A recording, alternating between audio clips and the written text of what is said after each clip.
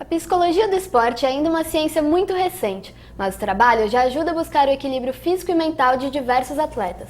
Membro fundadora do Centro de Estudos Aplicados à Psicologia do Esporte do Rio de Janeiro e sócia da Associação Brasileira de Psicologia do Esporte, o Gol de Placa conversa hoje sobre futebol com a psicóloga Adriana Amaral. Boa tarde, Adriana. Boa tarde. Bom, na manhã da final da Copa de 1998, antes do jogo Brasil e França, o jogador Ronaldo, na época o maior fenômeno da seleção brasileira, teve uma crise nervosa e não conseguiu entrar em campo.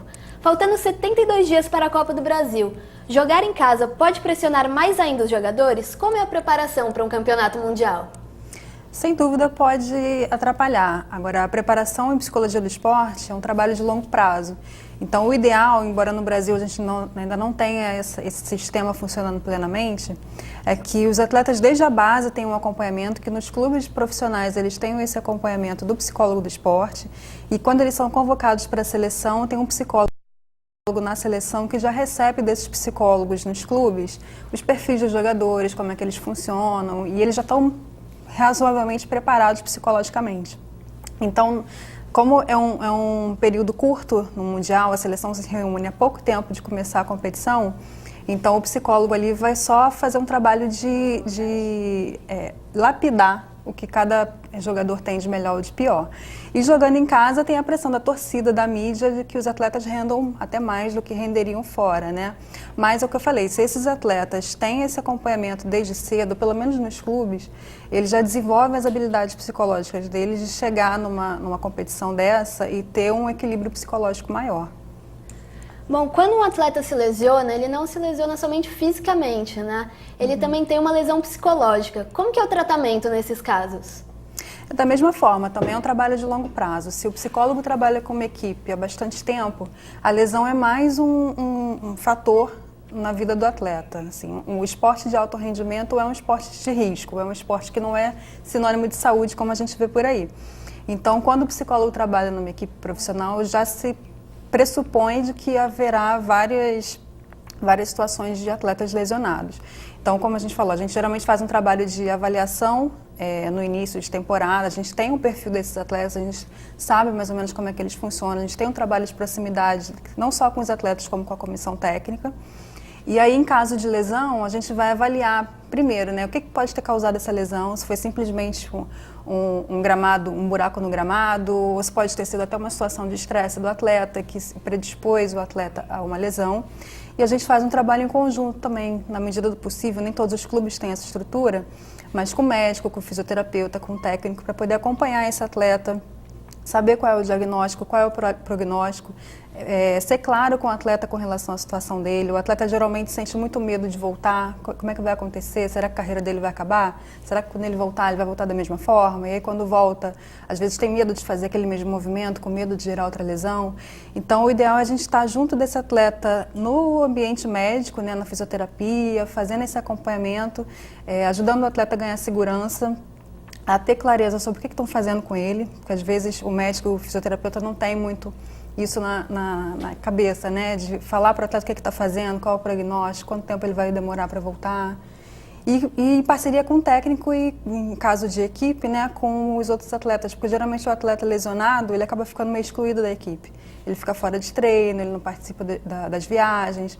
Então a gente tenta, sempre que o atleta já tem condição, inserir também, nem que seja levando uma água, apoiando de alguma forma no treino, para ele não se sentir isolado da equipe e essa volta poder ser facilitada. E o que interfere mais na preparação do jogador, o físico ou o psicológico? Eu não diria que uma pesa mais do que a outra, não. Eu acho que é igual. Não só o físico e o psicológico, tem o técnico, o tático e o espiritual também. A gente trabalha com essas bases porque uma complementa a outra. Não adianta um jogador ser muito bem fisicamente, estar muito bem tecnicamente e estar com um problema emocional. E eu tenho visto muito na minha prática como a espiritualidade, independentemente de religião, também conta muito. A gente falou de lesão, nos casos de lesão, tem uma diferença muito grande assim, que eu observo na prática dos atletas que têm alguma crença e dos atletas que não têm, assim, na recuperação. Então, eu acho que é igual, assim, o problema é que a gente no Brasil ainda não tem essa mentalidade. Então, ocorre qualquer problema, tem que cortar verba, o psicólogo é retirado. Mas se o atleta tiver essas 5 bases aí bem trabalhadas, ele vai chegar como um atleta de ponta bem mais facilmente. Muitas vezes a família dá um apoio moral para o jogador. Até que ponto a família pode ajudar e prejudicar o atleta? Acho que 50%, meio a meio. Assim, porque a família vem desde cedo, né? Desde aquele sonho do menino que vê os atletas na televisão, que vê os atletas na mídia e quer chegar lá, quer ser um deles. A família pode começar atrapalhando aí, cortando o sonho, ou pode ajudar, incentivar, levar para treino, financiar. E quando chega lá na frente também, assim, a base principal do atleta é a família, né? O que ele tem assim de externo, de fora de campo, é a família.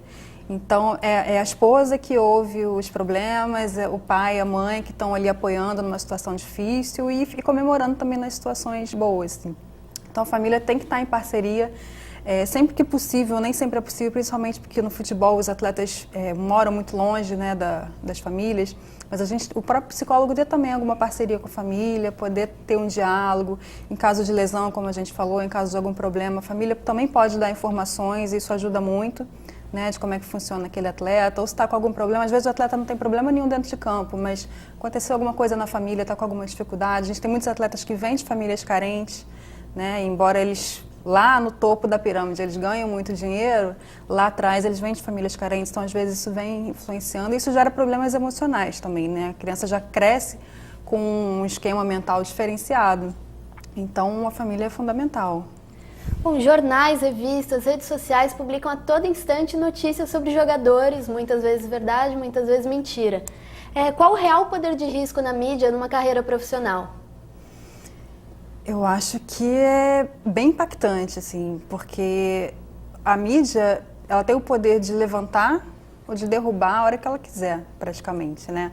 A mídia veicula, inclusive, informações não verdadeiras, inclui boatos, então ela pode desde pegar um atleta que não está bem e colocar ele para baixo e dizer que aquele atleta não está rendendo, e isso até o atleta vendo, ele passa a acreditar naquilo como todo mundo acredita e isso vai gerando uma bola de neve, e ao mesmo tempo pegar um jogador que nem está em voga e começar a massacrar a população com notícias daquele jogador, colocando esse jogador até não só em campo, mas foi ao shopping, né? Tá namorando fulano, tá fazendo isso, fazendo aquilo.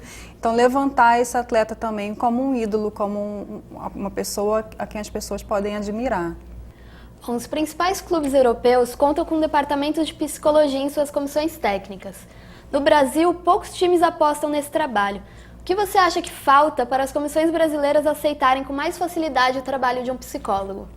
Primeiramente, informação, né? Acho que a população em geral ainda tem, os próprios psicólogos já têm algumas dúvidas e a população em geral também não sabe muito bem qual é o papel do psicólogo. E o que a gente vê muito aqui no Brasil é que o psicólogo atua com uma equipe profissional ou não, dependendo do técnico. Então, se o técnico se acha psicólogo, nutricionista, fisioterapeuta, a equipe dele não vai ter outros profissionais, só ele. Então, acho que informação, o trabalho dos próprios psicólogos de passarem essa informação e da mídia também, de divulgar a imagem correta do psicólogo, que não é só apagador de incêndio, que não é só motivador, e informação também nas universidades, tanto dos psicólogos de se especializarem, de terem uma base na faculdade, quanto dos educadores físicos, que vão ser os técnicos lá na frente, de saberem o que é isso, como que pode ajudar, né? Porque às vezes tem uma experiência ruim com alguém que nem é psicólogo, que não tem uma boa formação e acaba achando que todos eles são assim. Então acho que a informação é a base de tudo. E o Gol de Placa fica por aqui. Obrigada, Adriana, pela participação. E obrigada pela sua audiência. Nos vemos no próximo programa. Até lá!